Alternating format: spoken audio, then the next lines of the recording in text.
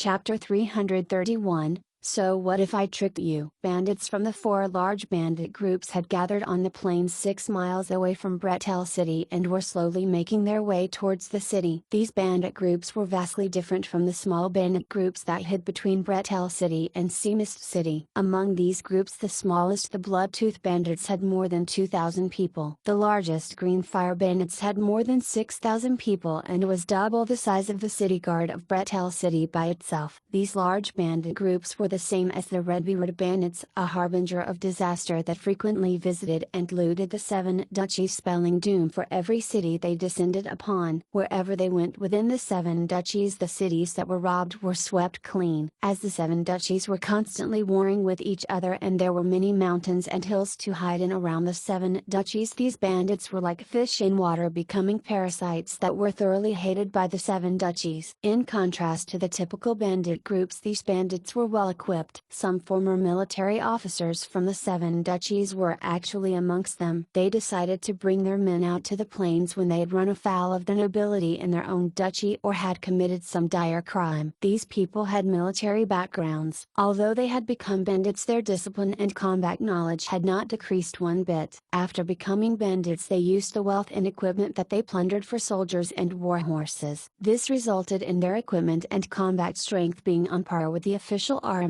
of the 7 duchies. This time around, the 4 bandit groups heading towards Bretel City were the Green Fire bandits, the Battle Axe bandits, the Flying Dragon bandits, and the Bloodtooth bandits. The Battle Axe bandits and the Flying Dragon bandits had 4,000 and 3,000 men respectively. They had excellent equipment and were experienced and bloodthirsty people. Currently, the leaders of the 4 bandit groups was walking in the center of his troops, still discussing the plans for their attack on Bretel City. Does Bretel City really have the wealth that you mentioned? I visited the city just half a year ago. Apart from stones, there weren't any other valuables. The brothers who made the trip with me didn't gain anything, Bloodtooth's leader Lance asked skeptically. Lance had only joined this time because the other 3 had personally invited him. He had planned on pillaging a small town in the Helen Duchy. If he hadn't understood that the other 3 were even greedier than him, Lance definitely wouldn't have agreed to join them on this raid of Bretel City. Bretel City is different from before. The new city lord is said to be extremely wealthy. The magic cannons owned by the Helen Duchy sissies were seized. There are rumors that Helentina was even raped by the city lord. Damn it, that wench Helentina is one of the well-known beauties in the 7 duchies and is also Grand Duke. Who would have thought that she would actually be sullied by the new city lord? Leader Bynum of the Battle Axe bandits was a brute that stood over 2 meters tall. He had an enormous battle axe strapped on his back that was 1.50 meters long. What exposed skin could be seen shows that he was as hairy as an orc. Lance, I've received definitive information that Bretel City is definitely different from before. Just the 6 magic cannons alone are already worth 600,000 gold. There's also the wealth of the governor and merchants. Bretel City currently has at least 1 million gold. Greenfire's leader Faust explained to Lance. Faust had once been a high-ranking officer of the Narsen Duchy and had a decent reputation in the ever-raging conflict between the 7 duchies. However, he had been dismissed for wantonly slaughtering captives in battle. When Faust received this news, he led his men and transitioned to being bandit mercenaries. By transitioning from a high-ranking officer to a bandit, Faust was even more in his element, expanding the Green Fire bandits to their current size of 6,000 men, no longer restricted by anyone. Of the 4 bandit groups, Faust's Green Fire bandits were not only the largest in number, but they were also the strongest in combat. After all, Faust had a military background and was extremely skilled in leading and training his men. Hearing Faust's explanation, the eyes of other bandit leaders, including the silent, malicious-looking Flying Dragon bandits leader Raffi, shone with greed. 1 million gold was a large amount in anyone's eyes. If even the dukes of the 7 duchies knew of this, they would have possibly come on the raid as well, not to mention these bandits. Faust is indeed formidable, haha. 1 million gold. They want to defend that only relying on Bretel City's defensive measures? We've really struck it rich this time. Battle Axe's Bynum laughed loudly as if imagining limitless gold coins raining down on him. Flying Dragon bandit Safi looked at Bynum in disdain. What an idiot. If Bretel City was so easy to conquer, why hasn't the equally brutal and greedy Faust already taken all the gold for himself? He'd even kindly invited them to share the spoils. Of the 4 bandit leaders. Although Faust was brutal, greedy, and had outstanding military strategy, he wasn't a ruthless or scheming person. On the other hand, Flying Dragon's Afi had the nickname of Vicious Dragon, referring to his vicious personality and his tendency to use despicable, insidious tricks. When Faust mentioned the 1,000,000 gold, Graves thought for a moment and secretly decided that he definitely shouldn't be the main offense after reaching Bretel City, at least not until after analyzing the situation. If not, he could easily lose all of his hard-earned capital. With the temptation and desire for gold, the four bandit groups marched slowly towards Bretel City's city walls, dressed in their respective colors. Tall and broad city walls stood before them. Not a single hole could be seen on the repaired city walls. From the outside, Bretel City seemed to have a tight, sturdy defense. Wow, Bretel City has changed a lot. I remember when I was here previously, the city gate was riddled with holes. The walls weren't as high as they are now either. We could easily break into the city at that time. We definitely didn't encounter such a strong resistance. Looks like Bretel City is definitely different now. Lance couldn't help but exclaim as he raised his head and gazed at Bretel City.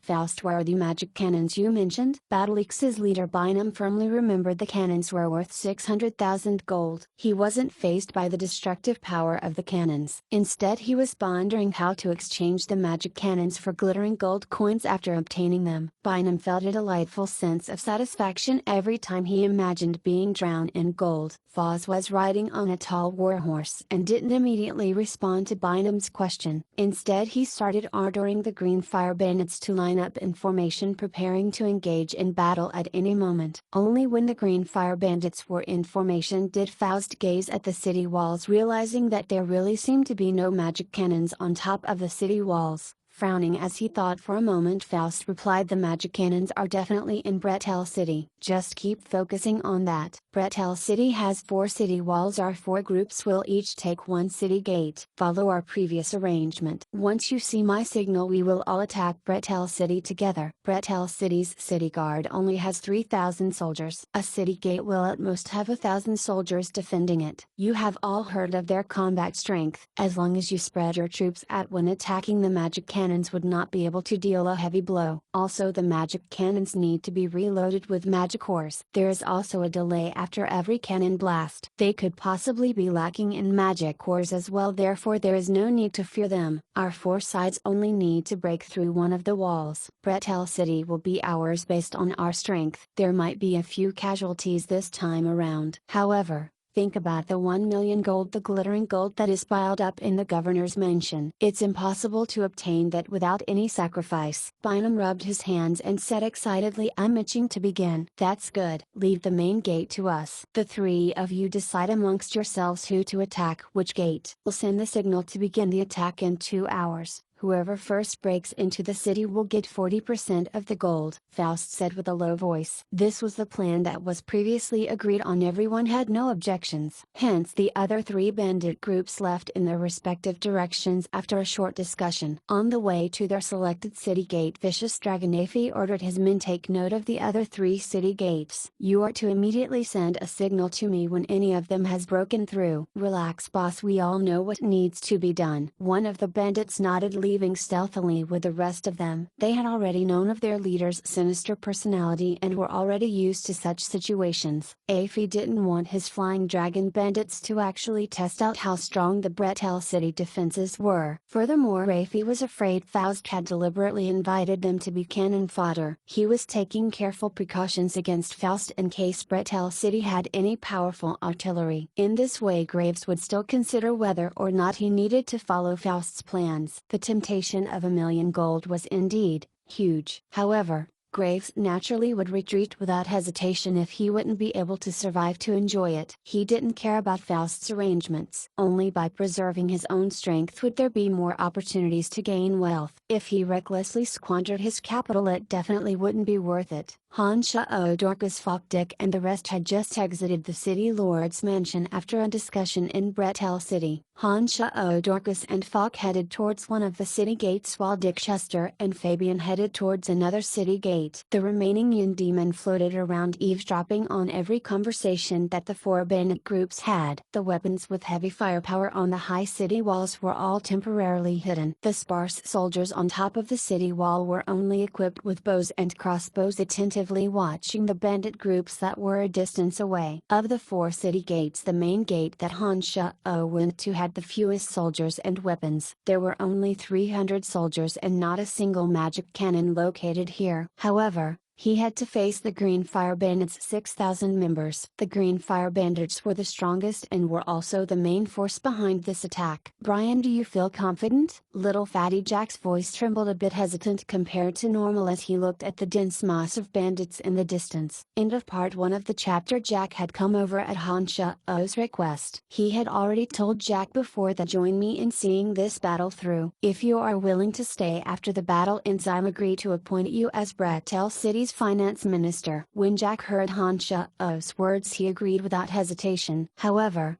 as he currently stood on the tall broad city walls seeing the well-equipped vicious-looking bandits, his heart quailed. "Why are you afraid?" Han Shao chuckled as he poked fun at Jack. Valiantly puffing out his chest, Jack shouted as if reassuring himself more rather than answering the question, "What's there to be afraid of?" I'm just a little nervous since this is my first time. Not to mention, even if I stay in Bretel City, I will only be a finance minister. It's not like I need to go to battle. What should I be afraid of? Very good. If you are able to continue watching to the end of the battle, still have just as strong a resolve, then I guarantee you will be able to win over that noble girl Jessica. Han Shao laughed as he spoke. Once he heard Han Shao mention Jessica, little Fatty Jack's eyes became a little downcast but was immediately replaced by a look of determination. Nodding his head gravely, Jack clenched his fist while looking at Han Shao. "Brian, although I can't become a knight, I can definitely still become a noble." Smiling slightly without reply, Han Shao observed the Green Fire Bandits in the distance. They were currently using simple wooden frames to form a tall wooden tower. 10 mages of various aptitudes were slowly climbing up the tower with the aid of the other bandits. The strongest of the mages was a lightning archmage. The rest were all minor mages from other majors. The rarity of mages made them highly valued in any country throughout the continent. Their value differed accordingly based on the difference in strength. It was said that the Green Fire Bandits kidnapped the lightning archmage's family and was threatening him with his family's lives. If not, no archmage would be willing to be a lowly bandit's accomplice. The equipment of the mages on the wooden tower were rather uncommon though. Not only were their magic robes exceptionally beautiful, they each held a valuable magic staffs. It looked like Faust had really invested quite a bit into them. That made sense considering the impact mages had done a battle. If a bandit group boasted of a mage, their strength would naturally greatly increase. Furthermore, it was also a sign of status to a bandit leader for his troop to have a mage. The wooden tower was 600 meters from Han Shao,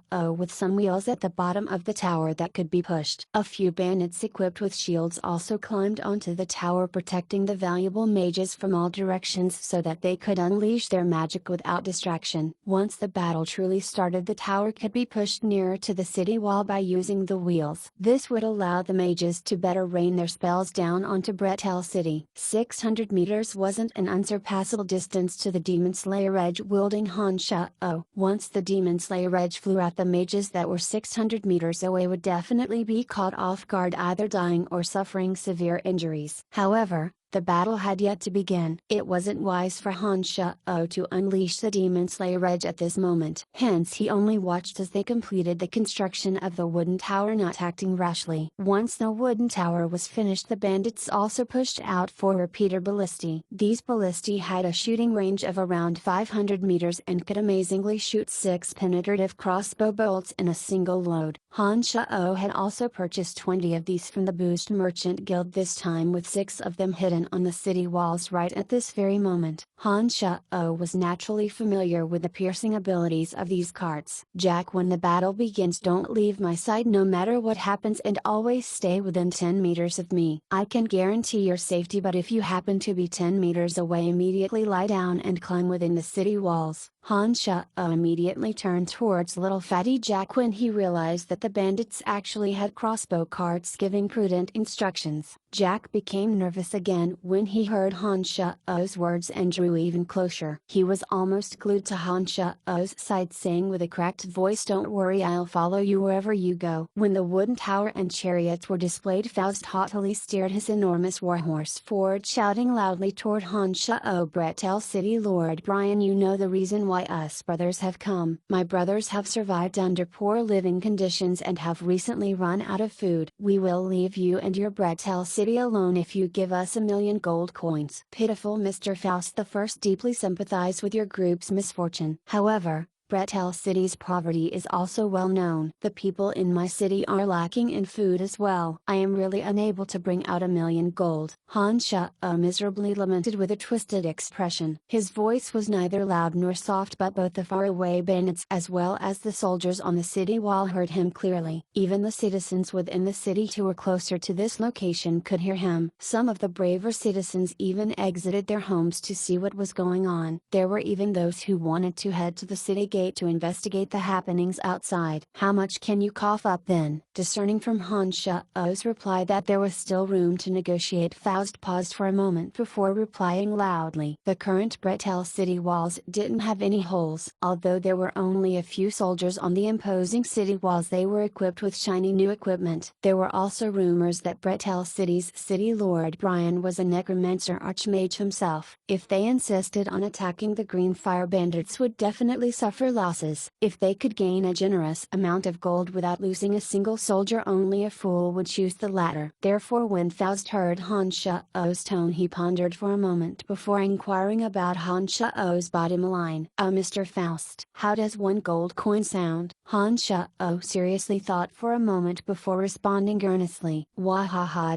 The city guards had been a bit nervous. They couldn't resist laughing out loud after hearing Han Shao's reply. Even the citizens who heard the reply had an interesting look on their faces, thinking that this new city lord certainly had a nice sense of humor. You conniving bastard, Faust exploded. He hadn't been this angry in a long time. His subordinates also had unsightly expressions, wishing that they could rush over and tear Han Shao and his men into pieces. Ha ha, so what if I trick you? You won't be getting a single gold coin today. Hee hee, who knows? You might even be leaving behind gold for my personal use. How dare you pathetic scum dare to steal from me? You obviously want to die. I'll tell honestly you that I seized all of Red Retroda's wealth, along with the 400,000 gold coins from Helatina, and the gold I own. Bretel City currently has more than 1,000,000 gold coins. However, let's see if you have the ability to obtain even a single coin. Stupid swine. Come at me. Han Shao laughed savagely, ridiculing Faust as if he was an idiot. Faust was truly indignant. He had never been this dismissed by others in all the years since he had left Narsen Duchy. Staring at the extremely arrogant young governor on the city wall, Faust had the urge to eat him alive. His men had similar feelings, their expressions steely as they started charging towards the city gates. Attack! Massacre everyone in the city! Faust furiously gave the order as he charged towards Bretel City. Massacre everyone! Exclamation mark. Jack became weak in the knees, almost paralyzed on the cold marble floor. The citizens had previously relaxed due to Han Shao's humor, but now sank into a bottomless abyss when they heard the words massacre everyone.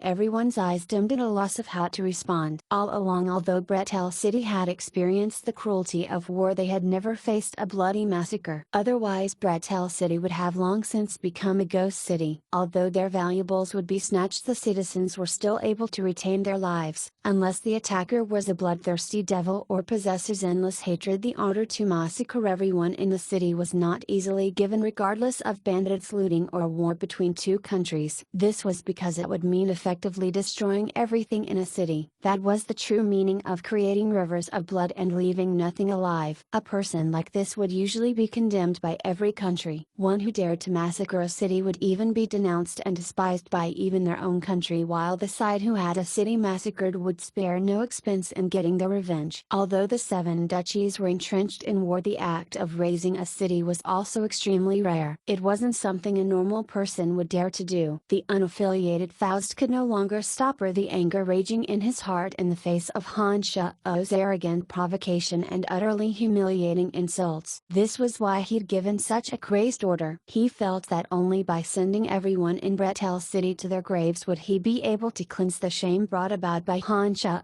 Humphrey, do you think you'll be able to do so? Han Sha-o snorted. Turning towards the soldiers by his side he said, "Bring out the catapults, let's see how they die." Once the order to massacre the city was given, the green flame on the flags of the green fire bandits were painted in blood red, forming blood red flames. The mages on the wooden tower were also slowly taxied towards Bretel City. The 4 crossbow carts were also loaded with bolts and pushed forward. 2,000 furious bandits carrying the ladder hooks of climbing ladders started charging toward Han Sha-o. Chariots, crossbow carts, catapults, as well as fire oil, giant stones and other city defense tools were rapidly hauled out from their hiding places by the hundreds of soldiers and distributed to various locations along the vast city walls. However, the number of soldiers as well as the number of chariots and crossbow cars were still limited. The wall, which could hold 7,000 to 8,000 men, was only being defended by several hundred soldiers. It indeed seemed shamefully few.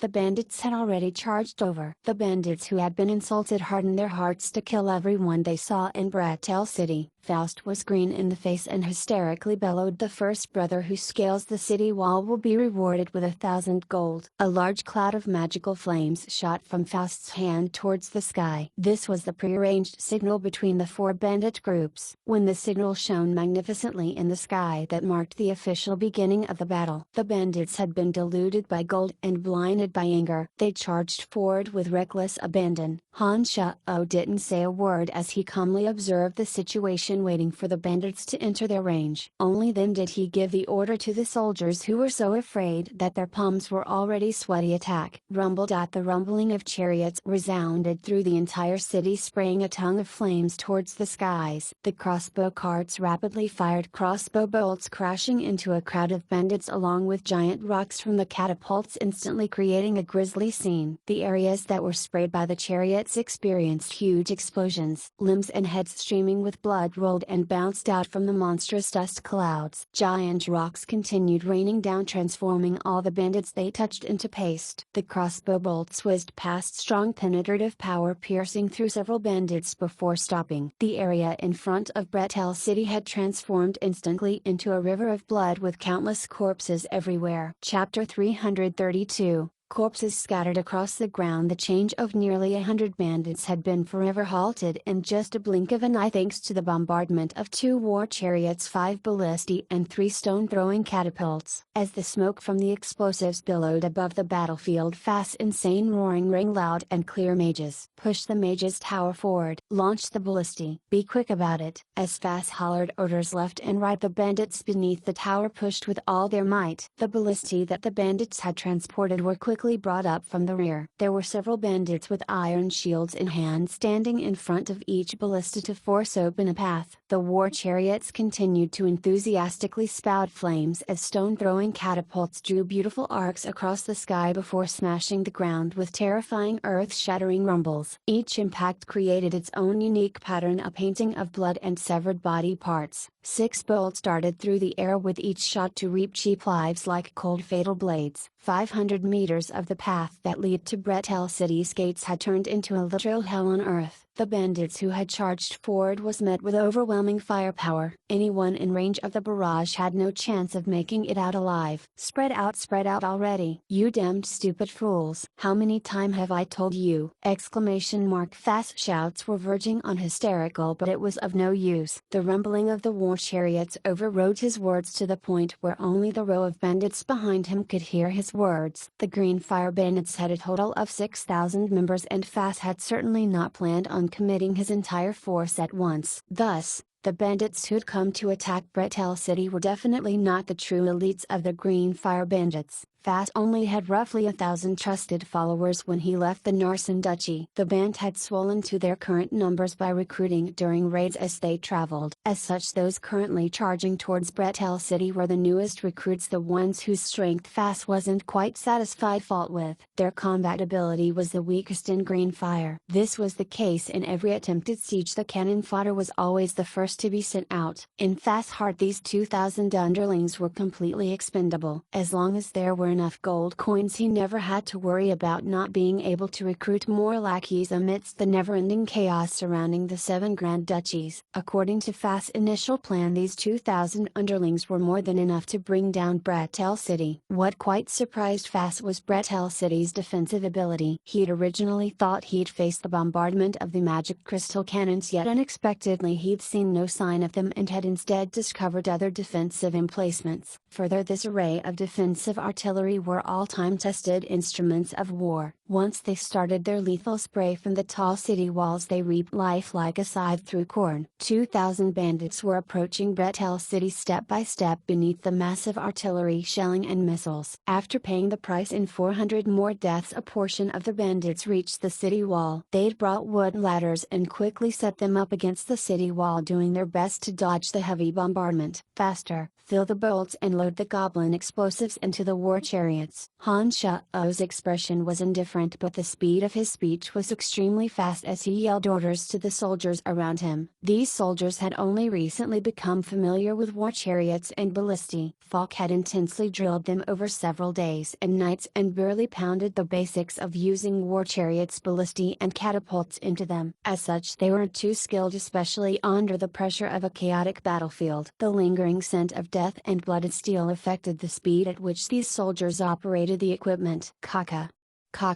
A strange noise suddenly came to Han Shao-Oh's attention. He looked around puzzled until his eyes came to land on little Fatty Jack. The latter's lips were trembling and his teeth were chattering at an astonishing rate to create that noise. Little Fatty Jack stood beside Han Shao-Oh as he looked into the battlefield where flesh and blood flew. He saw boulders smash bodies into a blurry meat paste. He witnessed limbs flying from the explosions created by the war chariots. He was transfixed as the frenzied storm of bolts literally flung the bandits into the air as they tore through them. He couldn't restrain his trembling. This is too terrible." The little fatty's voice was a bit muffled, his small eyes bloodshot. He cried out involuntarily with trembling lips, his entire being caught in a strange dull state of helplessness. "Ready." "Pour down the oil." Han Shao flicked his eyes away from Jack. He didn't say a word upon seeing the latter was still next to him. Instead, he loudly shouted to the soldiers around him. Han Shao had already known before the battle began that little Fatty Jack, having never experienced such a scene, would definitely be frightened by the cruelty of war. Jack's expression of terror was well within Han Shao's expectations, so he wasn't the least bit surprised. The Demon Slayer Edge could no longer resist the temptation and shot out from the back of Han Shao's neck to hover high above the battlefield. Unseen from the battlefield, it started to forcefully absorb souls from the cacophony of agonized and despairing screams below. Whoosh whoosh whoosh. The bandits finally fired their ballistae. A rain of bolts began to furiously assault the defenders atop Bretel City's wall. Surprised by the sudden hail of death, several archers aiming at Maelstrom below were immediately killed. The actions of the soldiers controlling war chariots and stone-throwing catapults also grew a bit frantic. A low whistling sound accompanied one of the bolts aiming straight for little Fatty Jack, who was leaning against the wall and watching the tragic scene below. When he heard the screeching whistle, Jack was scared witless as he screamed raspily, "Brian, save me!" Han Shao reached out with his left hand. Bloody lights shot out from his 5 fingers like he'd suddenly grown sharp claws. When that bolt was only roughly 10 meters away from Jack, the bloody light from Han Shao's 5 fingers clenched around it, grinding the bolt into splinters. "Step back, don't stand too close to the edge of the city wall," Han Shao shouted, lightly waving his right hand and sending the shield of a fallen soldier abruptly crashing down in front of Jack, covering most of his plump body. Creaking sounds suddenly fell into Han Shao's ears. He wheeled around to feel surges of magic ripples gradually converge in the distance, the sound of the magic incantations growing more audible. Several mages on the slowly approaching tower had begun to chant the magic spells of their respective elements, guarded zealously by the shield-wielding bandits. "I've been waiting for you to arrive," Han Shao said derisively. He reached out with his mind and a bloody halo dropped from the heavens. The Demon Slayer Edge was executing bloody radiance of 10,000 cuts under Han Shao's guidance. The Demon Slayer Edge looking only a little longer than a dagger spun a breakneck pace as it dove straight down. Each rotation of the Demon Slayer Edge caused a dagger-like bloody light to shoot out. The Demon Slayer Edge's high-speed rotation caused it to gradually blur into a ball of crimson light as it descended. Scarlet slivers, rapidly increasing in number by the second, coalesced around it as they formed thousands of blades. The countless blades swirled into a huge orb, swirling around the Demon Slayer Edge in wide arcs as they crisscrossed without interfering with each. The light they gave off was a deep, rich ruby and orange-spiring sight spilling down onto the mages on the tower below. From afar it looked like a small disc-sized sun had come into existence, except that this sun was brimming with sharp rotating barbs of bloody light. As the vermilion sphere continued its descent, its rotation grew even more ferocious. A palpable surge of slaughter emanated from it even before it landed, causing terror to sprout in the heart of onlookers. The dazzling orb of flashing light landed in the midst of the mages on the tower. Despite being protected by iron shields and magical barriers of various strengths, the tower was instantly macerated. The wood it was made of became splinters, then dust amidst the agonized screams of the bandits and mages. Mangled flesh, blood and steel painted a scarlet portrait as the fragile mages and the heavily armored bandits were torn apart. The rotating blades of light resplendent as they dealt death with equal parts beauty and ruthlessness. No one on the tower had the strength to do anything in the face of Han Shao's bloody radiance of 10,000 cuts. The 10,000 sanguine rays of the Demon Slayer Edge had vaporized everything it had touched, whether it be the humans, the wooden tower or the iron shields. Fass had spent a great deal of money to form this team of bandit mages, and now they lay scattered across the battlefield, too mangled even to be recognizable as human remains anymore. Having been injected with 30% of his magical Yu on one strike of the bloody radiance of 10,000 cuts through all those people, and the tower was far from enough to consume its power. The orb transformed into an enormous scarlet spinning cactus, hurling blades of crimson light at the bandits around the tower. Like a hurricane, the Demon Slayer Edge's bloody radiance of 10,000 cuts raged unchallenged across the battlefield. A storm of blood in every sense of the word. Everything it encountered was obliterated, be it human ballistae or sturdy shields. An unnaturally beautiful red drizzle of blood began to pour down on the field. None out of 100 bandit corpses were whole after the Demon Slayer Edge made a circle, no piece of meat larger than an ear. Since even iron shields couldn't defend against the Demon Slayer Edge, it was no surprise to find even bones minced finely as well. Damn it, where's the tower? Where are the mages? Fass had been paying attention to the Bretel city wall and had missed the events around the tower. Only when the crimson orb of light had made its way over to him did he discover that the tower was gone. Dead, all dead. It was that thing. It was all because of that thing! Exclamation mark. A bandit by Fass' side had witnessed the entire thing. He pointed at the blood orb that was responsible, his voice shrill with terror. The horror of the blood orb wasn't quite over yet. Ear-piercing screams once again echoed across the battlefield. They belonged to the bandits who'd been approached by the drifting blood orb. To no avail, all of them desperately attempted to dodge by rolling and jumping. However,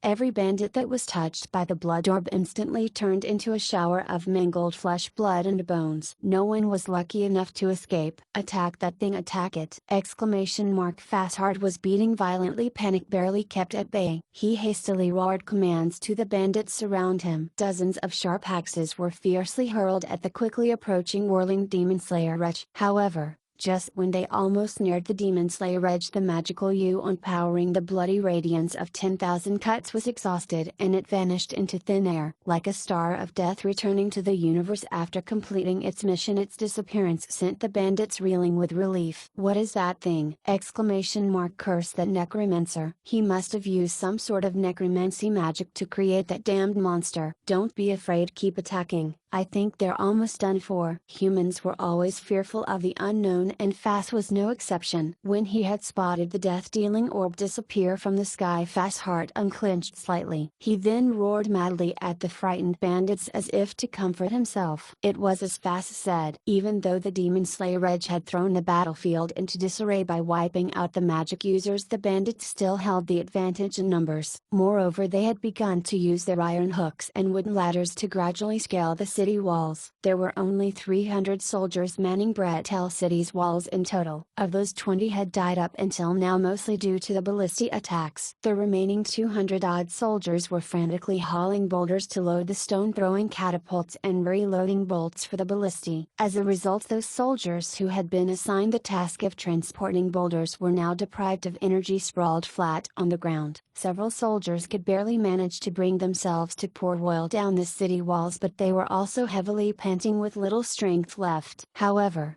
there were still roughly 1,200 of the original 2,000 bandits left, of which 500 had already reached the foot of the city wall trying to climb up the walls. "My lord, our men are really not enough." Seeing the ferocious bandits about to climb up, a captain almost burst into tears. "What do we do? What do we do?" "Light the fires. We won't be losing as long I'm alive today." "What are you all so worried about?" Han Shao harumphed coldly. "Light the fires, light the fires. Burn those bastards to death." The captain shouted loudly to the soldiers who'd been waiting for the signal for quite a long time now. They ruthlessly tossed burning torches onto the city walls that were now drenched with oil. Boom! The sparks instantly set the slick oil flame, turning the surface of the city wall into a blazing pyre for any bandits unfortunate enough to be caught on the walls. Harrowing screams dyed the air as the bandits were slowly incinerated. Some of the bandits quickly jumped off the ladder when they saw the soldiers on the city wall wielding torches. The more experienced ones managed to pull the ladders from the city, allowing the bandits to slowly clamber down to safety. However,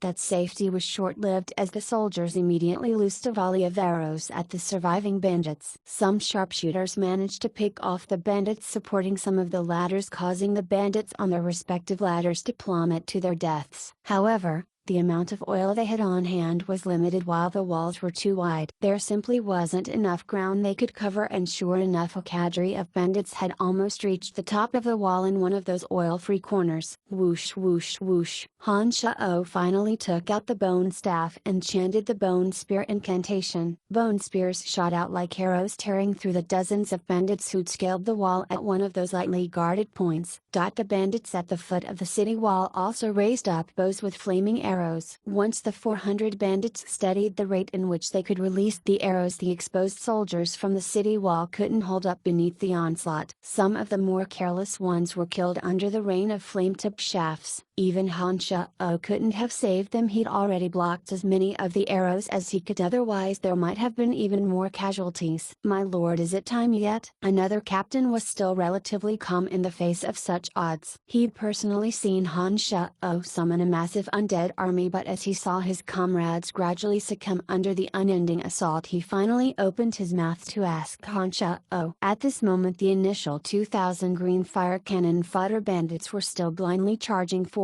A portion had been burned to death by the fires, and another 200 died from the dozen soldiers who still had the strength to keep the ballistae firing. There were less than 800 bandits remaining from the original 2,000, from which roughly 600 had reached the foot of the city wall. The war chariots on the city wall had also used up their goblin explosives, with only 100 bolts or so remaining. All the colossal boulders within the city had been catapulted into the enemy ranks. Finally, the number of soldiers on Bretel City's wall who could stand straight didn't even number 50. If Han Shao still refrained from making his move now, the Bretel City gates might actually fall to the bandits. Therefore, upon seeing the bandits reveal their fanatical excitement after finally reaching the foot of the city wall, Han Shao clutched the bone staff and calmly said with a nod, "It is indeed time." Fast of the green fire bandits licked his lips as he looked at the wary defenses of Bretel City. A low sinister laugh bubbled forth and his voice grew cruel as he said, "Young city lord, you will pay a painful price for your arrogance. I will peel your skin, remove your bones, and torture you so badly you'll feel a pain worse than death." "Boss, he's also a necromancer, you should be a bit more careful." A bandit the next to Fast suddenly remembered the rumors about Han Shao and hastily reminded him. "Ha ha, necromancer? A mage who can only summon useless skeletons? What can that sort of mage do in a head-on battle?" Fast turned to that bandit and continued command 1,000 more men to rush forward, bring down Bretel City in one swift move. The miner leader waved his hand after Fast's orders and said, Tuku, you guys rush forward, flatten this damned Bretel City as soon as possible. Tuku had originally been Fast's personal guard and the leader of the 1,000-strong brigade. This brigade was different from the previous 2,000-strong cannon fodder, sharper weapons, sturdier armor, and even a special 500-man team in their ranks who rode fierce warhorses similarly bedecked in full body armor. This was obviously a standard night brigade. The brigade charged across a ground full of corpses towards Bretel City with a wave of Tuku's spear. Amongst them the 500-man squad riding fierce warhorses reached the foot of the city wall as fast as the wind. Bretel City soldiers were completely worn out, only managing to fire a disorganized volley of a dozen arrows at the incoming force. This simply wasn't enough to injure the fully armored knights and warhorses. Hey, they're done for. I knew it. A cold sneer stretched Fast's face. The light of victory was already dawning in his eyes. He'd even started to mentally imagine how he would slowly torture Han Shao after capturing him. Where's the sun? Why can't I see the sun? Upon reaching the city wall, the bandit knights suddenly felt the sky strangely darken. A gloom that verged on creepy, uncharacteristic for a day only barely past noon, covered the sky. There was no reason for it to become dark so quickly. The originally clear and bright sky now had thunderheads blotting out the sun like a verdant ink. Appearing from who knew where, these green-black clouds created a layer that was impenetrable to sunlight, choking the battlefield of any light it could find. As these clouds gathered, an eerie atmosphere descended on the battlefield and a grim premonition began to sprout in the hearts of the bandits. Don't make a fuss. The weather here has always been creepy. It's just about to rain. The oil and fire will lose their effect if it rains. We must be blessed by the gods. Let's use this opportunity to massacre them. Leader Tuku absent-mindedly comforted his subordinates. He pointed at the group of bandits who were still crazily climbing the city wall and shouted, hurry up. Wipe out all of those weak, cowardly soldiers. You really run your mouth too much. Han Shao had finally finished chanting his lengthy incantation. He swiped at the air with the bone staff, releasing a thin layer of ash-gray mist. The mist, thick with a stench of death, slowly drifted down to the foot of the Bretel city walls. The battlefield now reeked of a barren, morose smell. Thin ash-gray mist slowly drifted from the center of the battlefield, slowly creeping between and over the corpses. Several carrion crows circling the battlefield took one whiff of the corpse scent blown over by the faint ash-gray mist and took wing instantly, as if something in the gray mist struck a deep chord of fear in their hearts. Damned weather, black clouds and gray mist. It seems like it's really going to rain. Hurry up. One of you is up. Tuka lifted his head to look up at the city wall. He happily shouted on as if encouraging the bandits. A crunching sound accompanied his words. The bandit who had painstakingly avoided arrows and burning oil had his neck casually twisted into an inhuman direction by Han Shao.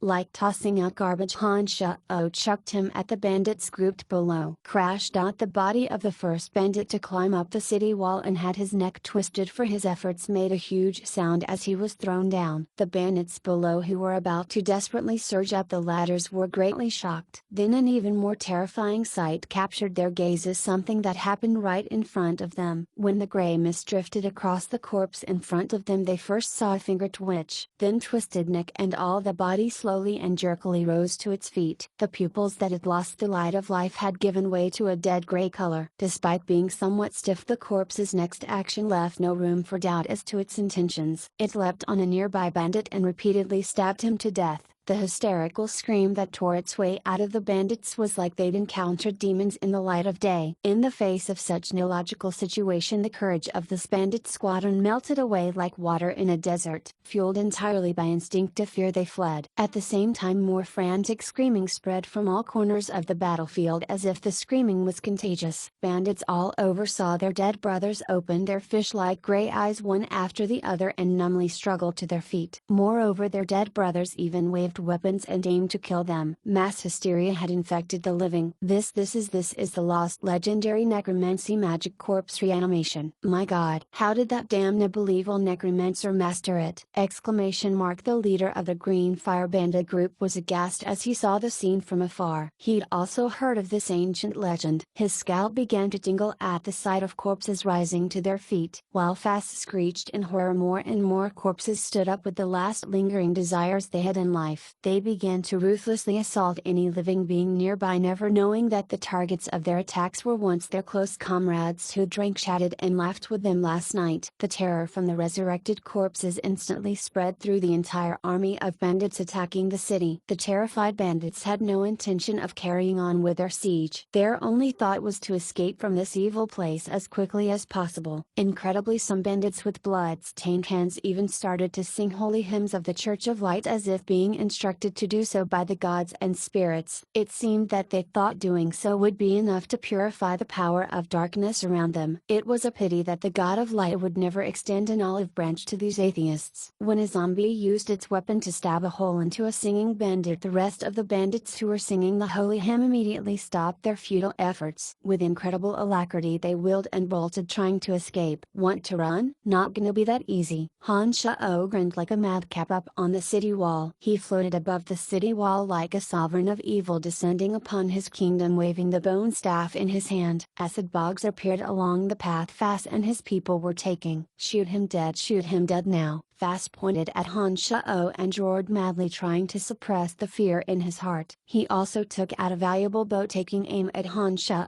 Poor Fast, so what if I played you? See how many gold coins you've left for me, and all these weapons and armor all over the ground. Maybe there are even some gold coins on the dead bandits. How should I thank you? Han Shao laughed cutely as he squinted at Fast. He lifted his right palm towards the sky as a radiant crimson light shone from the heavens and onto his palm. The beauty of the bloody radiance of 10,000 cuts was slowly gracing the bandits with its presence again. Chapter 333. Something unforeseen. Dozens of arrows whistled through the air as they hurtled toward Han Shao like raindrops. However, the arrows had yet to arrive when the life-reaping light expanded in his palm and shot out once again. As the Demon Slayer Edge was infused with another 30% of Han Shao's magical yuan, countless resentful wails hissed out. The fresh souls that the Demon Slayer Edge had just absorbed still yearned for life. They emitted an air of unwillingness and grievance that rose into the sky. However, the bandits' souls were tightly bound by the power of the Demon Slayer Edge. They were simply unable to escape this eternal prison. Instead, the resentment and hatred made the bloody radiance of 10,000 cuts even more powerful. Each blade of light was brilliant like blooming colorful fireworks, charming and beautiful. The Demon Slayer Edge shot out of Han Shao's grasp and once again waltzed through the sky, creating a spiky glaring red sun. None of the arrows reached Han Shao as they were ground to dust by the bloody radiance of 10,000 cuts. The attack didn't lose one iota of momentum. It stretched the endless resentment and murderous intent into a dazzling beautiful arc in the sky, aiming directly at Fast Group. No. Boss, retreat quickly. A bandit the next to Fast cried out loudly. As soon as the shocked scream rang out, everyone turned their horses around, fleeing with their tails between their legs like defeated dogs. Fast had originally wanted to scold the underling when he saw the latter frantically fleeing. However,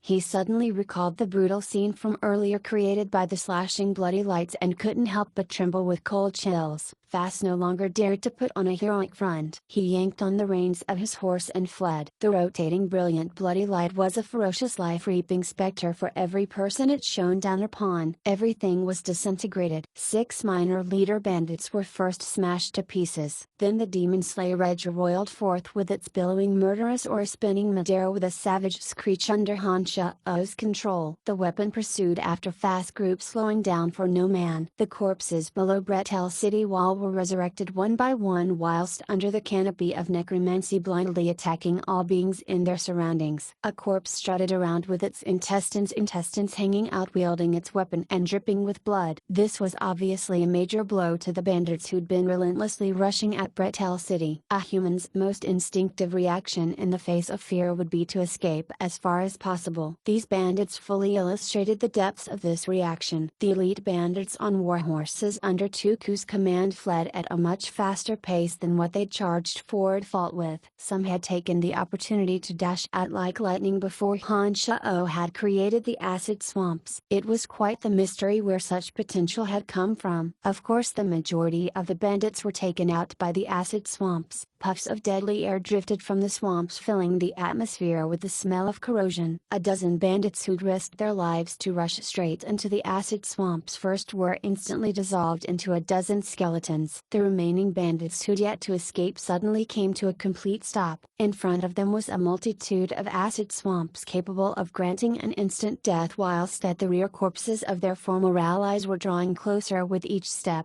The bandits very much cherished their lives. They desperately considered which of the two sides would grant them the higher chance of survival. After a short while the desire to live won over the fear of corpses. Unlike Han Shao, the bandits had no way to fly. They could only suppress the fear in their hearts, tightly clench their weapons and face the slowly approaching corpses. These formerly dead bodies might have been their good friends in the past, but the bandits knew what had to be done under the threat of death. Kill them. It was unknown which bandit had let out this cry. The still surviving bandits no longer hesitated. They used the sharp weapons in hands against the corpses who'd been comrades not long before in order to protect their own lives. They cut off the heads of the corpses, letting their comrades die with a complete body. The combat strength of the resurrected corpses wasn't particularly strong. It was half of their strength when they had still been alive. They weren't as flexible as the zombie warriors summoned from the other dimension either. These corpses existed only to create fear in their opponents. Once the other party overcame the fear in their hearts and took action against these corpses, they discovered that not only were the latter's actions quite slow, but their strength had also been negatively affected. These corpses couldn't feel pain, but as long as their heads and hearts were destroyed, they wouldn't be able to stand back up. The bandits quickly discovered the weaknesses of the corpses. They were no longer scared after destroying a few of them. Their fear gradually subsiding, the bandits started to act together and annihilated the reanimated corpses. These corpses no longer seemed too terrible compared to the acid swamps blocking the retreating path. As long as the bandits tried not to think about how the dead were once their friends, they would be able to deftly and neatly dispose of the corpses. The bandits weren't kind folk to begin with. Most of them were cruel and unscrupulous. They consoled themselves with the fact that the people facing them were already dead, as they wielded the sharp weapons in their hands to cut off the heads of their former comrades without hesitation. Standing proudly in the sky, Han Shao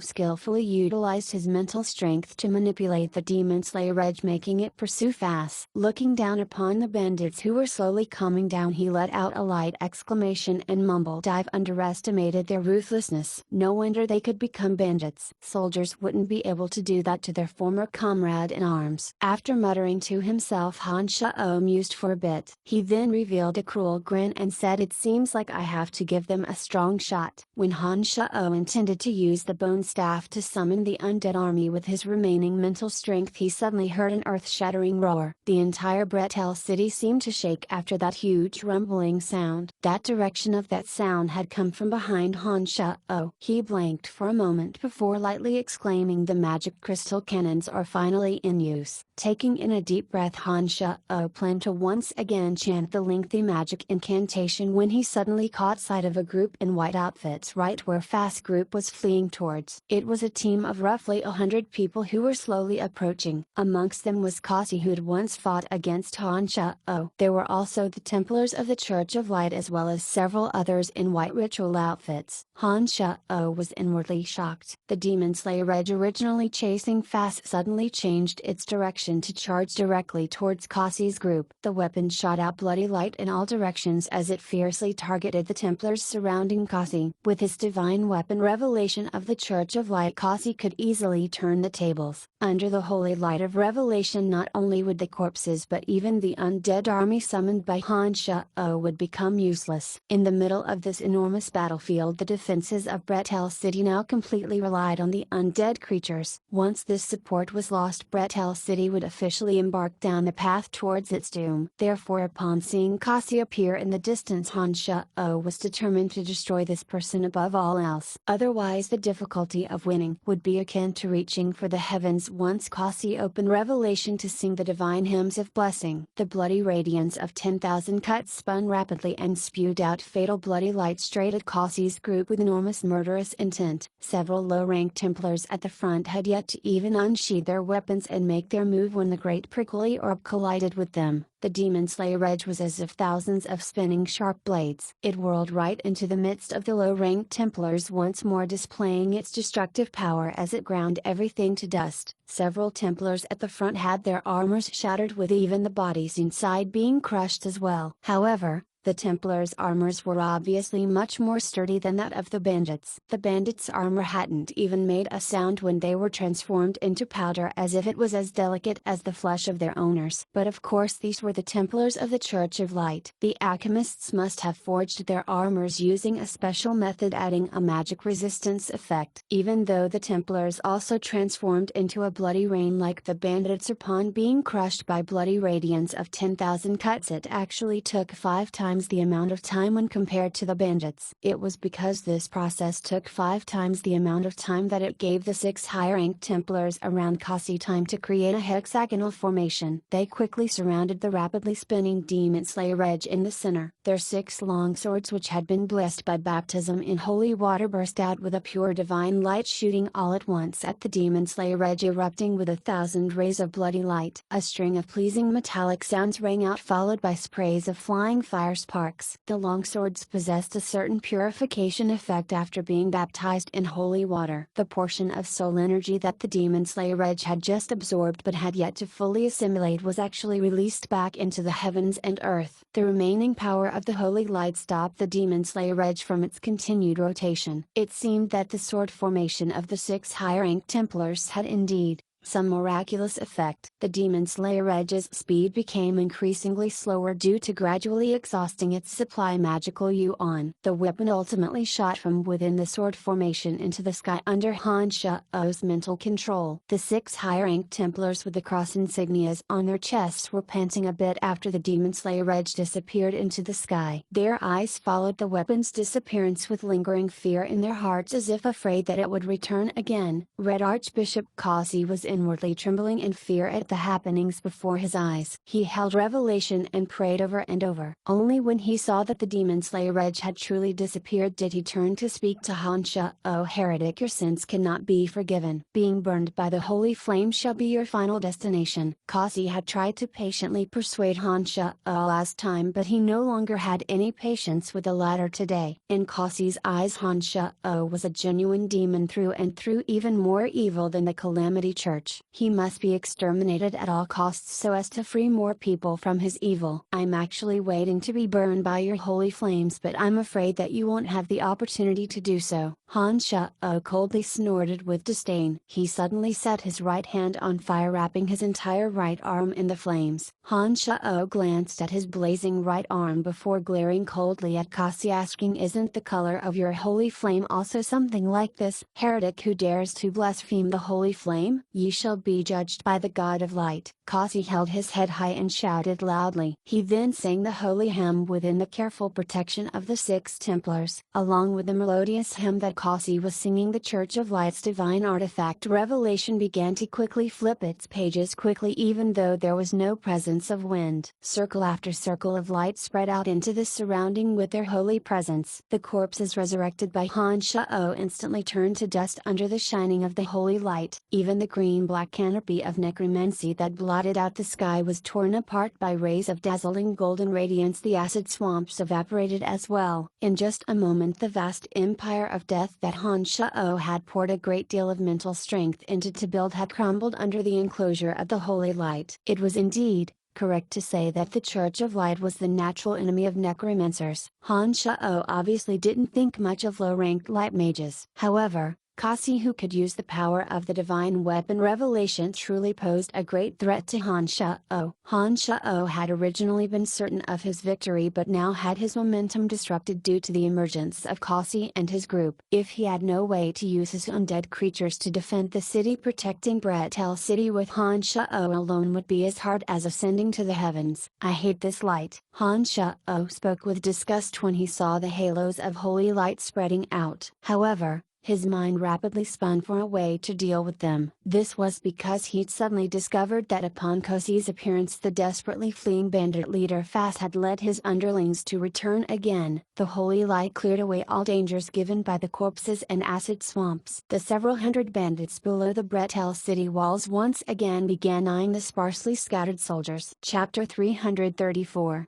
I really feel ashamed for you, Black. Since things had already reached this point, Han Shao could only summon the Fire Elite Zombie, Wood Elite Zombie, Earth Elite Zombie, as well as the little skeleton. Otherwise he had no chance of defeating the bandits and the Church of Light. Ripples of divine light slowly spread out from Revelation as Kosi stood surrounded by 6 Templars and chanted. These ripples slowly purified the land of death that Han Shao had created with so much mental strength. Han Shao no longer remained in the air to chase after Kosi. Instead he slowly floated backwards. Han Shao threw out the bloodlust fang with a wave of his hand. The moment it flew out, it brought forth a dense mist of blood. This demonic treasure that Han Shao had meticulously refined didn't have an aura of death on it. Thus, he was naturally not afraid that the holy light would purify it. The bandits, touched by the mist of blood from the bloodlust fang, began to let out terrible howls. The bloodlust fang could quicken the circulation of blood in their body, causing them to explode and die once their bodies couldn't handle the speed anymore. Bandits clenched their chest and roared in pain everywhere the mist of blood spread to, but they were unable to change the fact that the blood within their bodies was flowing too quickly. Clear cracking sounds rang in the air, their bones breaking under the horrific acceleration of blood. Before the pain could completely register, the snapped bones forced themselves through the soft skin, causing the trapped blood to rush towards the exit. Like a punctured boiler, the bandits would literally be ripped apart by the pressure of the accelerating blood, dying instantly within the mist of blood. While this happened, Han Shao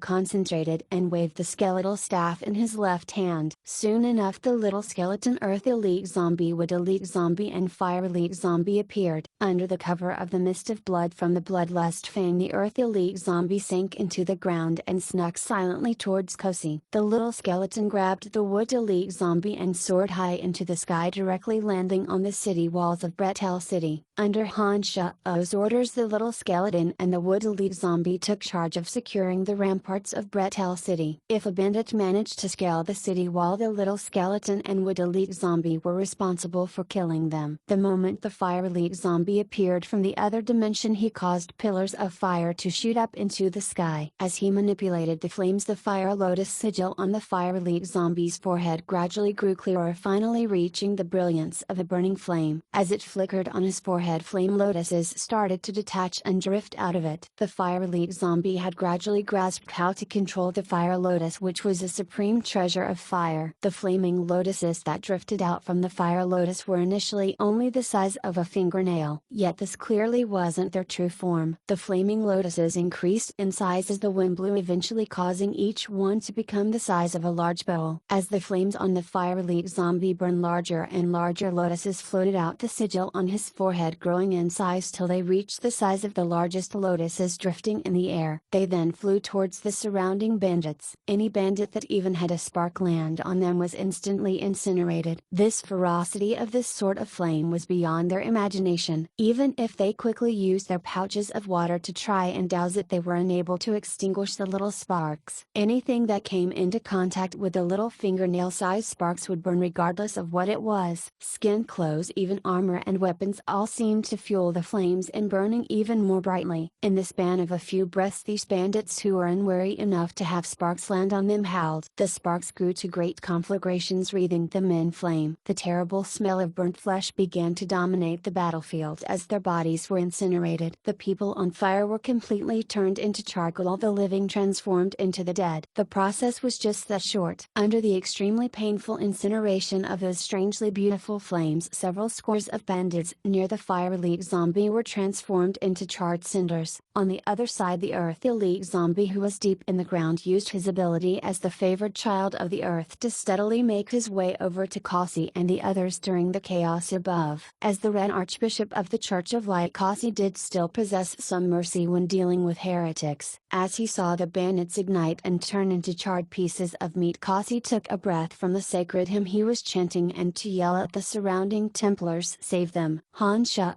continued to use the bloodlust fang to harvest lives on the battlefield whilst keeping his attention on Kasi. When he saw the Kasi slowly approach still within his circle of protection from the Templars, Han Shao immediately gave the Earth Elite zombie already in place underneath them the order to attack. The ground rumbled, vibrating like an earthquake as the Earth Elite zombie started his attack. Earthen spikes shot up towards the Templars and White Priests of the Church of Light. Their attention wholly on what was in front of them, they were completely caught off guard, instantly killing approximately 10 people. Those earthen spikes accurately penetrated the feet of the Horse Templars. When this unprotected part of the foot was suddenly drilled by the earthen spike tips, the attack had marvelous results. Despite their excellent armor, the Templars tumbled from their warhorses with howls. The priests in white who were purifying the souls on the battlefield were the target of Han Shao's hatred. Their purification of the deceased souls had stopped the Demon Slayer Edge from gaining more power. It meant that they were indirectly obstructing the Demon Slayer Edge's evolution. The Demon Slayer Edge still did not truly have a soul of its own at this point in time. The Demon Slayer Edge would only evolve and gain its own soul once it absorbed enough soul energy from others. Only then would the Demon Slayer Edge become a truly unparalleled tool for murder. Shao had felt like a fish in water amidst the countless battles that had occurred after he'd arrived at Bretel City. As the Demon Slayer Edge absorbed the souls of the deceased, its growth had accelerated. Han Shao could even feel that the Demon Slayer Edge was barely a step away from evolution. He would not let those pesky priests from the Church of Light put an end to it. Thus, when Kasi and the others approached him, Han Shao ordered the Earth Elite zombie to prioritize the white-clothed priests. The priests who normally weren't in the thick of battle naturally weren't wearing armor. Each Earth spike managed to impale a priest through, killing them instantly. After the Earth Elite zombie was done, his first wave of attacks, aside from Kasi well protected by the Templars, none of the white priests had been able to escape Han Shao's wrath. "Demon, I must get rid of this demon." Kasi tightened his grip on Revelation, then roared furiously toward Han Shao as he watched the white priests die. "You asked for this. I've never offended your Church of Light. It was you who relentlessly pursued me. Hey, any believers of the Church of Light who dares to offend me, from now on I'll kill everyone I see." "I don't believe that I can't kill all of you," Han Shao yelled coldly as he looked down at the trembling Kasi from his vantage point high in the sky. "Shoot him down." Axis Spears Polarms Hurry Fast roared with a pained heart as he watched his subordinates being consumed by the sea of flames. The remaining two bandit ballistae turned towards the Fire Elite zombie in the center of the sea of flames. At the same time, a multitude of sharp weapons was flung at the Fire Elite zombie. The Lotus armor on the Fire Elite zombie rang out multiple times as he manipulated the Fire Lotuses with complete abandon. Every arrow, blade and sword shot at him was melted into slag or incinerated to dust by the scorching flames before they even landed on the fire zombie. When the remains finally landed on him, the impacts were utterly negligible. The Fire Elite zombie had the natural ability to reconstruct his body after taking damage and had already done so once already. This body was already quite tough. The soft blows on his skin did hardly any damage. However, even though the elite zombies of the 5 elements were nurtured in the 5 absolute elemental locations, the power in their bodies was not endless. Nothing truly possessed eternal power. After 20 to 30 lotus flames floated out of the Fire Elite zombie's forehead, he also grew tired and sent a signal to Han Shao.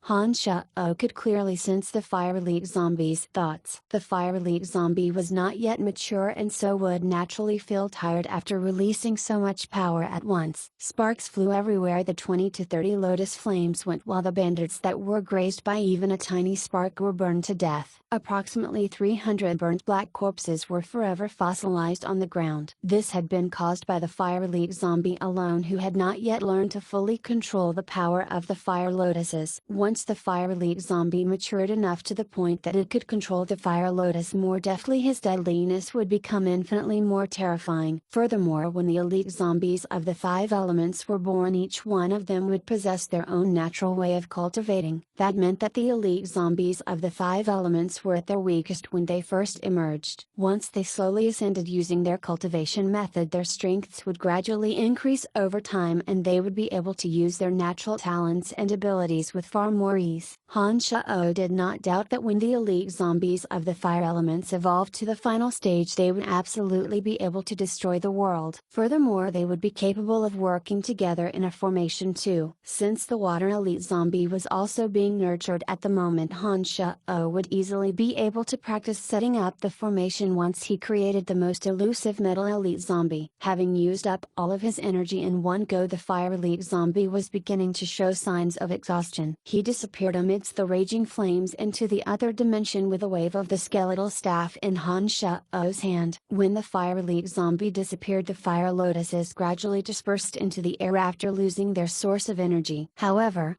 they still managed to take the lives of 50 more bandits before they did so. The screaming, crying and dodging bandits all breathed a sigh of relief when they saw the life-reaping lotuses dissipate. They secretly cursed and criticized the boss in their hearts. What was not too dangerous here? The previously defenseless Bretel city had suddenly become a terrifying demon castle. Anything amazing or weird they could imagine, this place had them all. At this point, more than half of the 6,000 green fire bandits led by Fast had died in battle. 3,200 of them had died an inexplicable death and roughly 1,000 of those belonged to the elite troops. Fast wanted to cry but had no tears when he saw the corpses littering the ground. Bretel City was like a demon city that had exposed its fangs. It was a tireless killing machine, thoroughly displaying its violence and brutality. The elite bandits who'd painstakingly climbed the Bretel City wall were assaulted by the 2 strange undead creatures. They fell down one by one, breathing their last in midair while tumbling down. That was to the credit of the little skeleton and wood elite zombie. Fast had initially thought that the Red Archbishop would easily break through Bretel City's defenses when the Bane of Necromancers,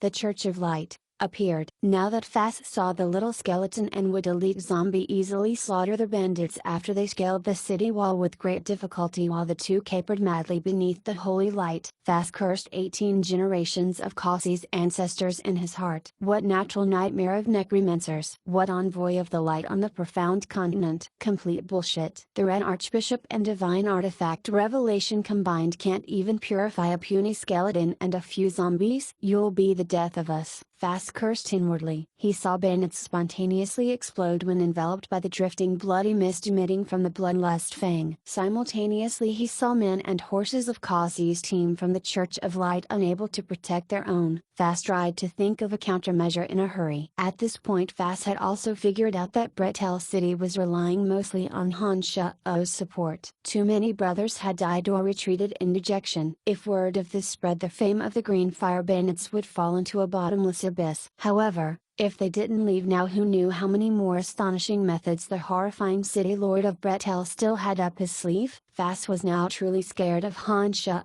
deep in his heart now. He privately cursed the bastard who had brought him the intelligence and encouraged him to attack this city 100 times. Whoosh whoosh whoosh. The distant ballista began to once more shoot bolt after bolt. Flames suddenly shot out again from the war chariots, falling directly onto the Church of Light's Templars. 3 Templars along with their horses were instantly sent flying. The tired soldiers on Bretel City wall had rested for enough time. Having slowly recovered their strength, the soldiers resumed their control over the defensive weaponry to barrage the enemy. FCK. Retreat. Retreat. Fast no longer hesitated when he saw the flames surging through the sky from the war chariots. 1,000,000 gold coins was indeed worth attempting a raid, but given this situation he might not even live to enjoy it. The war chariots coming back to life again meant that the soldiers on the city wall had the strength to continue fighting. Recalling the terrifying lethality of the war chariots and ballistae from before and turning to see less than half his men remaining, Fast painfully issued the order to retreat. The bandits had long since been scared witless and were only awaiting this order from Fast himself. They didn't dare to remain in place as soon as they heard the angelic word retreat. They followed Fast, beating a hasty retreat as fast as they could. Useless Church of Light. How the hell are you people the messengers of light? Exclamation mark. You can't even purify 4 dark creatures. I really feel ashamed for you, Black.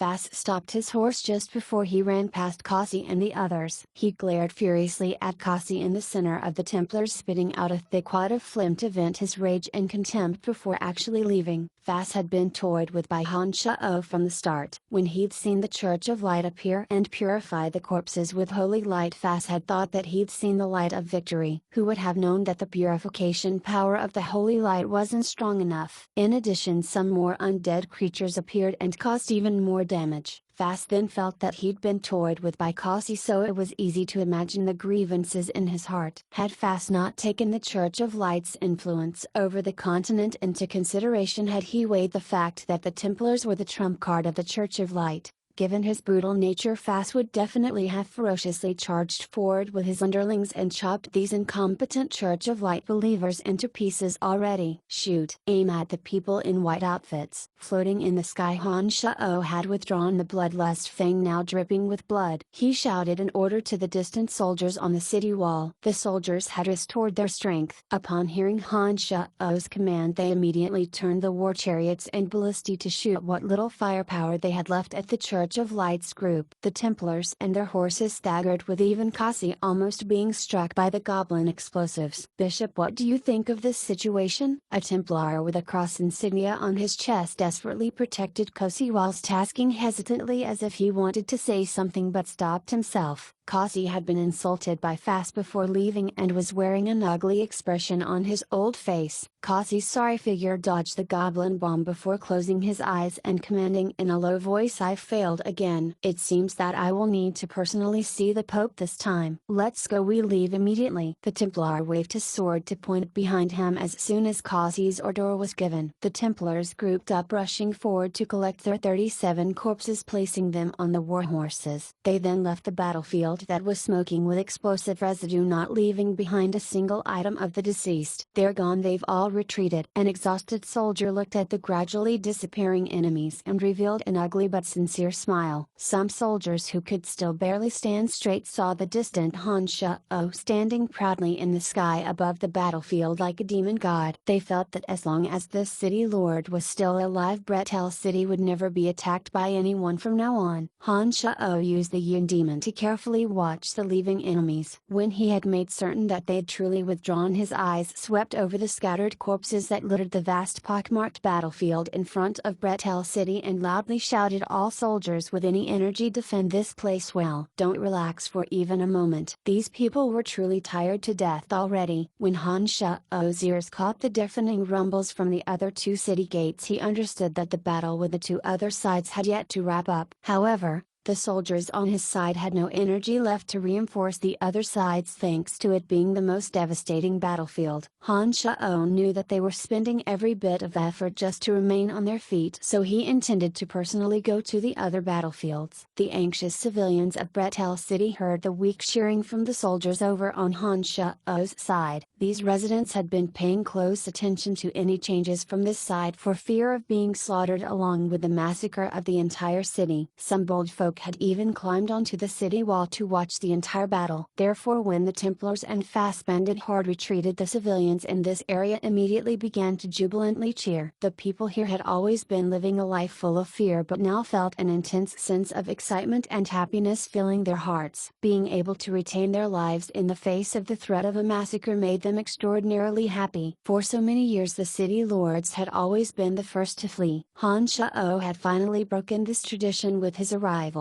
He had seemingly turned the tides with the power of one person alone. Han Shao had used all of his miraculous powers to firmly guard the vast Bretel City. Victory came full of hardship through twists and turns, but its fruits were sweet beyond belief. They had been limping along in life for all this time and now felt an unvarnished excitement at this moment of victory because they were the ones to personally witness it. When the civilians on Han Shao's side erupted in cheers, the people on the three other sides also gradually smiled. At the city gates defended by Fox, some civilians even took the initiative to join the struggle against the foreign enemies. These civilians didn't know how to use defensive equipment, but they could join forces by helping to move the huge boulders onto the stone throwing catapults. Then they saw with their own eyes how the boulders they personally loaded fell on the bandits, causing horrifying fatalities. On Fox's side, when the prepared boulders were used up, the civilians volunteered to move household items from the nearby houses and place them onto the stone-throwing catapults. This gave the desperate invaders an even more unforgettable blow. The side defended by Dick, Chester, and Fabian were facing the Flying Dragon bandits. This gate had 2 magic crystal cannons, 4 war chariots, 7 ballistic, 6 rows of stone-throwing catapults, and 1,000 elite soldiers. Dick and the others had no experience in commanding an army, so Falk had arranged 1,000 skilled soldiers for defense. Han Shao had placed a huge amount of firepower on this side precisely because he was worried that they couldn't withstand being overwhelmed. The leader of the Flying Dragon bandit, Seifi, was a petty, sinister man with a vicious heart. He'd already had another plan in mind from the beginning. When Fast shot the signal into the sky, Seifi didn't immediately rush forward to assault the gates. Instead, he waited for a while for the signals from all of the 3 other sides before he gave the order to attack. Seifi was somewhat frightened from the responding signals from the 3 sides. He'd had his underlings categorize the signals into 3 colors: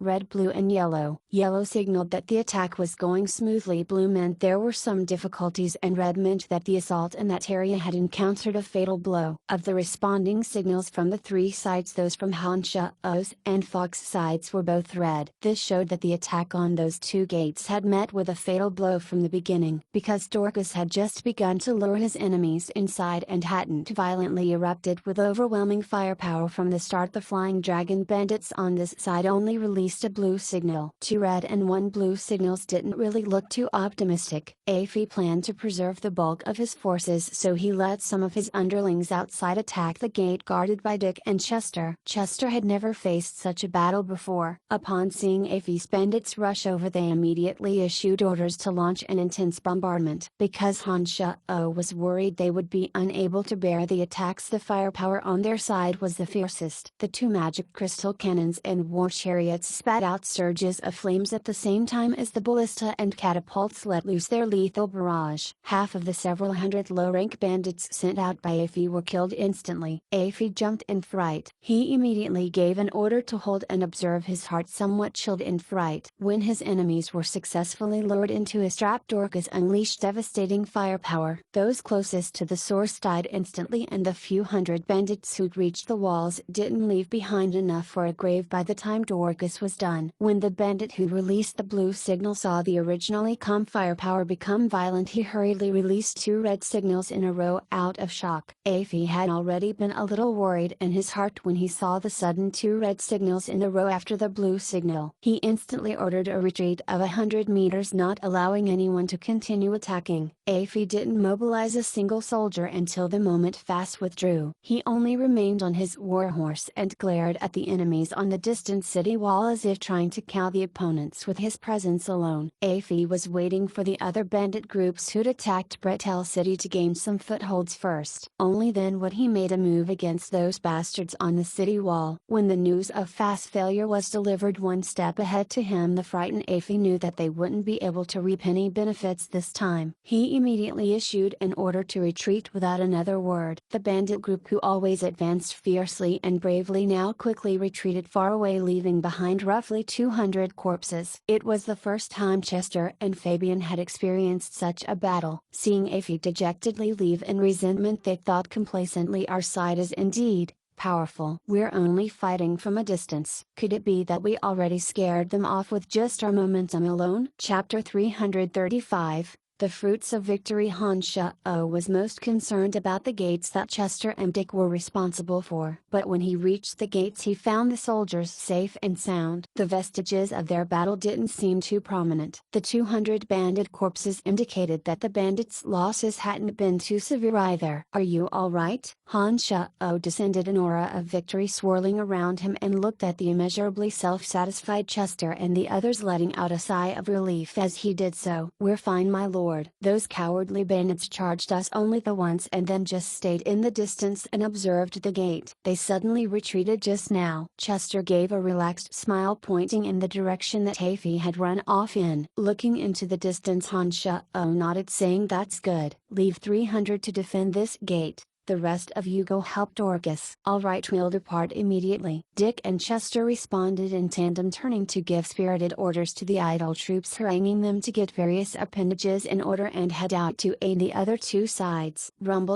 A deafening explosion sounded from the direction of the other two walls. Han Shao flew directly over to Fox's defensive perimeter. Dorcas had already demonstrated his military genius during the merchant kidnapping incident and was now once again doing so in exterminating the bandits. Han Shao trusted that he was fine. On the contrary, it was the high-born stronger Fok who needed help. Although it may have been because of his status as a knight, but he was bound by a code of conduct that limited his effectiveness. On the battlefield his formations weren't flexible enough, and Han Shao was worried that he might fall into trouble. When Han Shao arrived at the city wall under Fok's command, he found bandit corpses lying everywhere. Looking at the walls, the bandits seemed to have exacted their revenge in kind, leaving countless soldier corpses riddled with arrows. Han Shao immediately understood that the battle here must have been very intense. The bandit group Fok was fighting was the Battleaxe mercenary group. The towering leader of the Battleaxe mercenary group, Bynum, wasn't good at commanding troops like Fast, nor was his head filled with crafty schemes like Alfie. This single-minded simpleton had been blinded by the prospect of 1,000,000 gold coins and had just committed all his troops in a frontal assault. Defending the wall, Fok fought against the assault as if his life depended on it. With the battle devolving into a war of attrition, the barbaric Bynum, who had sustained severe casualties, did not appear to know the definition of retreat. He yelled madly at his soldiers to continue attacking the walls. Fok's side had lost 100 men, with around 400 more with various injuries. The remaining soldiers were all bone-deep exhausted. If it hadn't been for the citizens of Bretel City joining the fray against the bandits at the tipping point, then Fok's side would have been in severe danger. When Han Shao arrived, the battle had once again reached a critical juncture. Tens of ferocious bandits had already stormed the city walls, entangling the soldiers in furious battle. The exhausted soldiers used their last vestiges of energy to hack, slash, and cut their foes down. A few citizens, unafraid of death in the face of the bandit threat, had willingly joined the fray. Wielding spears and javelins, they furiously stabbed and thrust at the bandits climbing the city walls. Like a bolt of lightning, Han Shao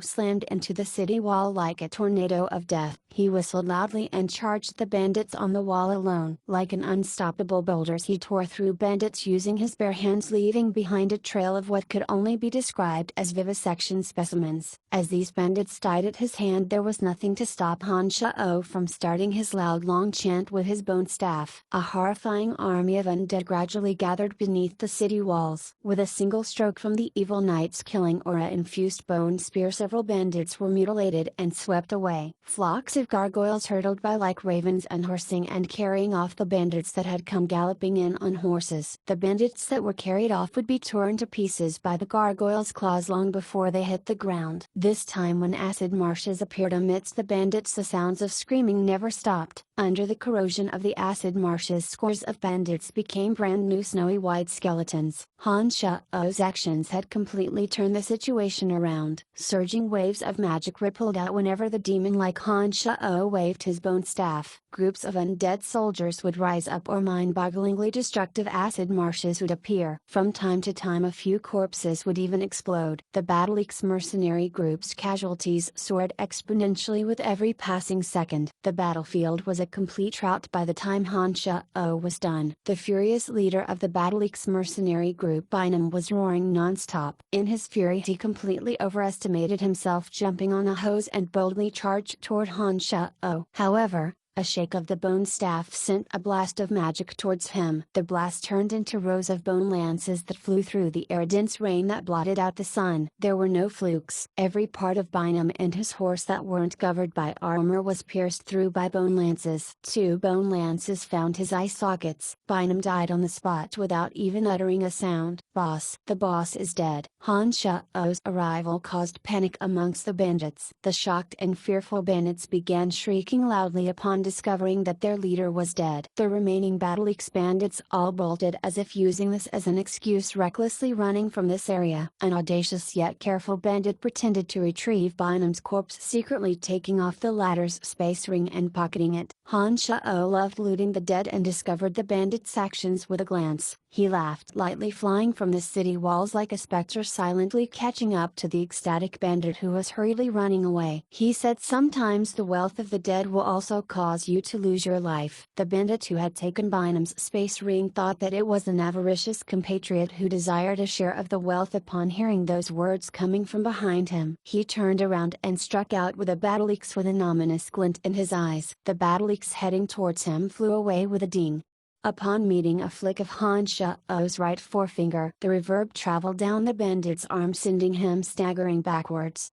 He turned around, finally seeing who the person behind him was. Once he saw who was behind him, the bandit didn't dare hold back. He threw himself into a roll and tried to crawl through the underbrush to escape. Unfortunately, in front of the airborne Han Shao, the bandit's actions were as transparent as a clear spring. Han Shao easily impaled the bandit from behind, relieving him of Bynum's space ring and laughing as he flew back to Fok. "Some more unexpected revenue," Han Shao laughingly said to the panting Fok. Fok understood that the danger he was facing was gone with Han Shao's arrival. Fok was also fully aware of the magnitude of Han Shao's astounding power and that the battle would be over the instant Han Shao appeared. The facts proved Fok's judgment correct. The bandits did not dare to linger after Bynum's death, especially in the face of the undead army's terrifying combat ability. As such, they retreated from the city like a tide, leaving behind 1,000 or so corpses. The rumbling of the magic cannons from the other side of the city gradually subsided as well. No longer hearing the sound of the cannons, Han Shao understood that Dorcas' battle must also be drawing to a close. This was the first trial that Bretel City had faced, and they'd managed to pull through with everyone's cooperation. Having witnessed Han Shao's frightening strength, all of the citizens who'd participated in the battle looked at Han Shao with reverence. When the last bandit disappeared over the horizon, this reverence gradually grew into trust. Loud cheers suddenly broke out around the city walls. "Today all citizens who participated in the battle shall be rewarded 5 gold coins. Fok, you'll be responsible for the distribution of the rewards," Han Shao instructed, smiling slightly as he looked at the citizens who were reveling in the joy of their survival. The cheering citizens let out even more excited cheers as soon as the words left Han Shao's mouth. The look in their eyes as they looked toward Han Shao became even more ardent. How grandiose the city lord of Bretel City seemed. "Rest assured, my lord, I won't unfairly treat the civilians who have aided us." Fok bowed respectfully and looked at the bandit corpses outside the city. "The armor and weapons left behind by the bandits will certainly be worth a pretty penny. Also, their money pouches will likely contain plenty of gold coins." "Yeah, the bandits really have left." "You clean up the battlefield, I'm going to go check on Dorcas." Han Shao gave instructions to Fok and then streaked across the sky towards the section of the wall left to Dorcas. The cannon fire gradually subsided and Han Shao looked through the distant thick smoke from the magic cannons. In the distance, the bandits were beating a hasty retreat. The battlefield was littered with corpses and the numerous pockmarks were a direct indicator of a battle just as fierce as the other two. Dorcas had not let Han Shao down. Arriving at the wall beside Dorcas, Han Shao found him making a list of their casualties. Taking a glance, Han Shao found the bodies of tens of soldiers neatly arranged towards the side. Dorcas and the rest of the soldiers were standing in front of the corpses, solemnly saluting the fallen after they had finished their count. End of part 1 of the chapter. Han Shao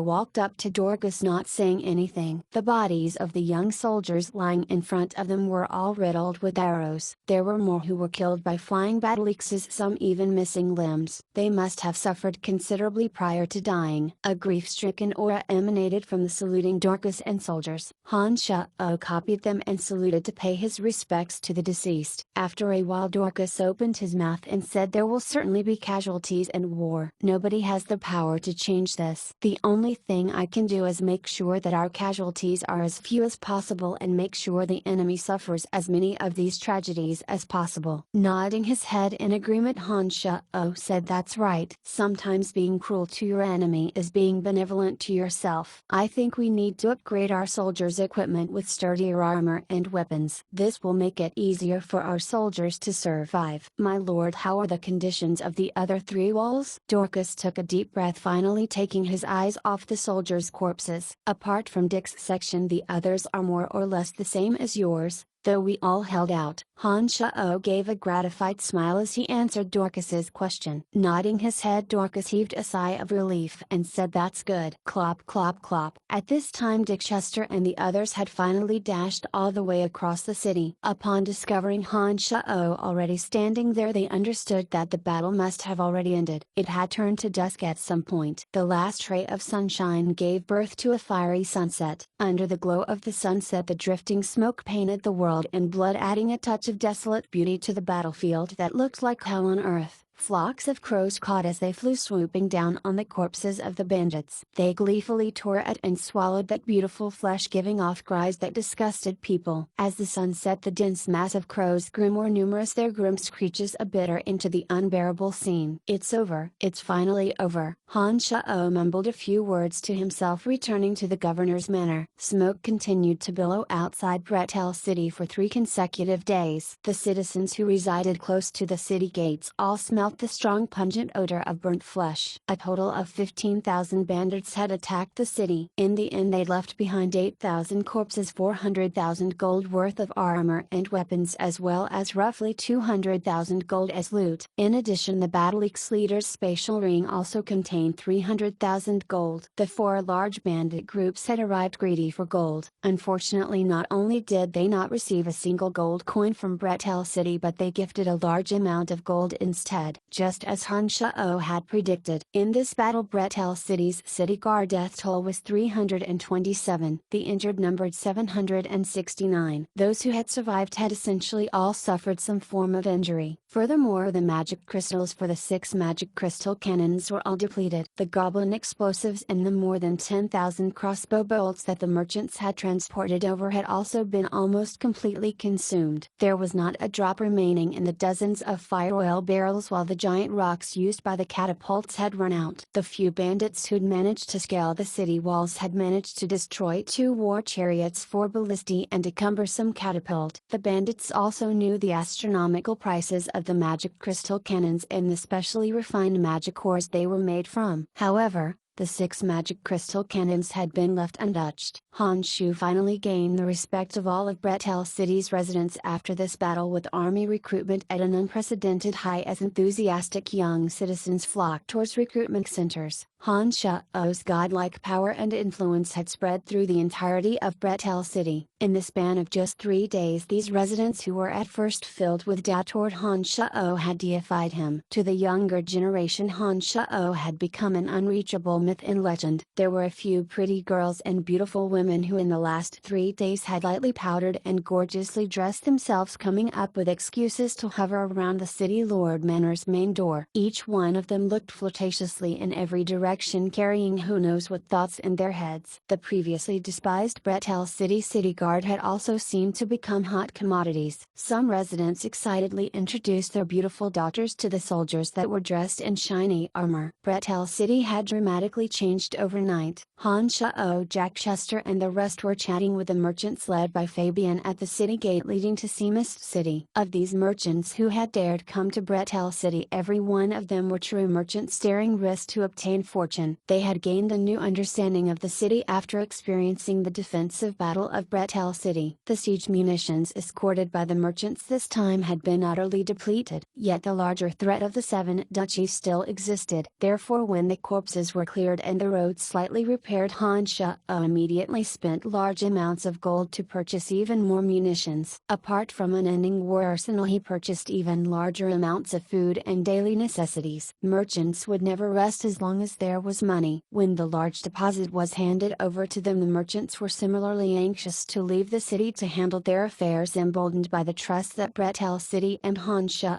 was placing in them. In addition, Fabian held a letter that Han Shao had passed to him. Within the letter was a list of special ingredients that Han Shao required, as well as a few warm and sweet words for Phoebe, "Jack, have you truly decided to stay?" Fabian looked at his distant nephew, asking one more time. Little fatty Jack nodded his head, a surprisingly firm answer following. "Yes, I think this city needs me more. Furthermore, Brian will be giving me the position of finance minister." "Don't worry, old Fabian, I'll take good care of Jack. Let him stay and try, since this fellow is so persistent." Han Sha laughed as he spoke to Fabian. When Han Sha found Jack 2 days ago, the latter had been still hiding in his room, vomiting non-stop. Having witnessed the defense of the city from beginning to end, Jack's appetite for meat decreased drastically, continually vomiting as he revisited the experience over the past few days. At that time, Han Sha thought that Jack would leave shell-shocked after experiencing this gruesome battle. Surprisingly, this fellow had an amazing perseverance, insisting on his continual presence in Bretel City. Han Sha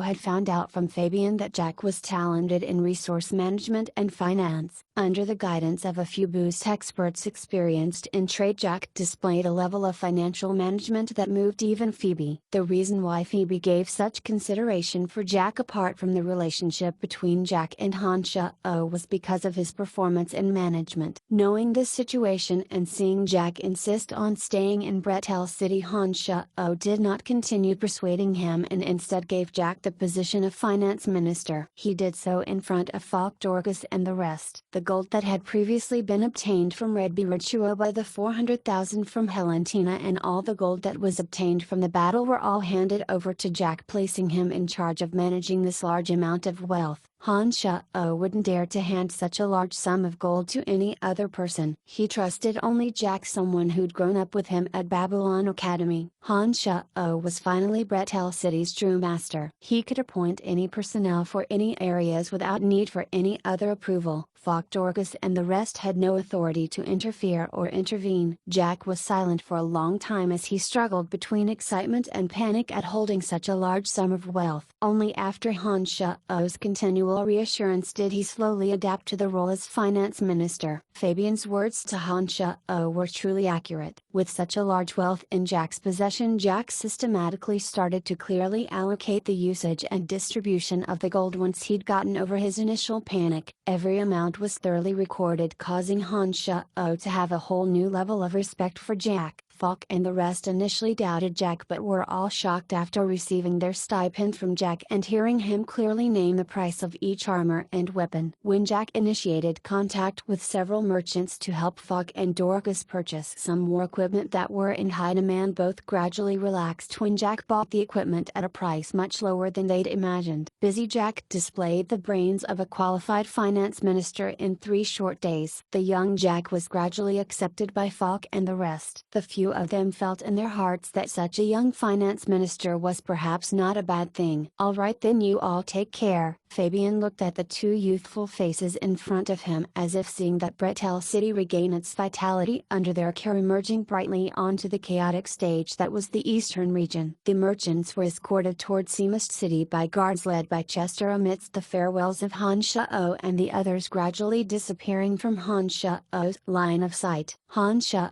knew that Bretel City would definitely be even more powerful and prosperous the next time they came.